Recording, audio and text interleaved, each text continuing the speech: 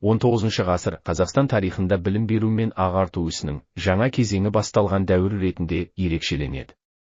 Бұл кезеңде дәстүрлі білім беру жүйесі сақтала отырып, сонымен қатар жаңаша оқу үлгілері қалыптаса бастады. 19 ғасырда Қазақстанда оқу-ағартушылық мекемелер бірнеше түрде дамыды.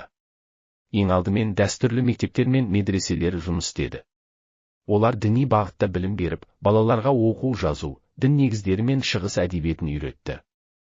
Бұл оқу орындары қазақ қоғамында сауаттылықтың сақталуына үлкен үлес қосты. Сонымен қатар, 19 ғасырдың ортасынан бастап орыс қазақ мектептері, уездік және приходтық училищелер ашыла бастады. Бұл оқу орындарында арифметика, география, тарих сияқты зайырлы пәндер оқытылып, жаңа білім жүйесі енгізілді.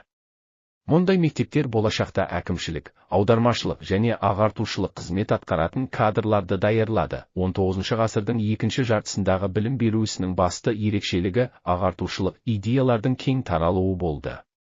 Бұл кезеңде қазақ зиялылары білімнің қоғамды дамытудағы маңызын түсініп, халықты оқуға, ғылымға тартуға күш салды.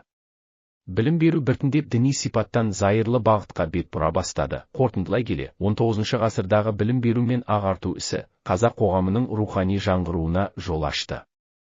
Дәстүрлі және жаңа оқу жүйелерінің қатар дамуы халықтың сауаттылығын арттырып, кейінгі ұлттық интеллигенцияның қалыптасуына негіз қалады.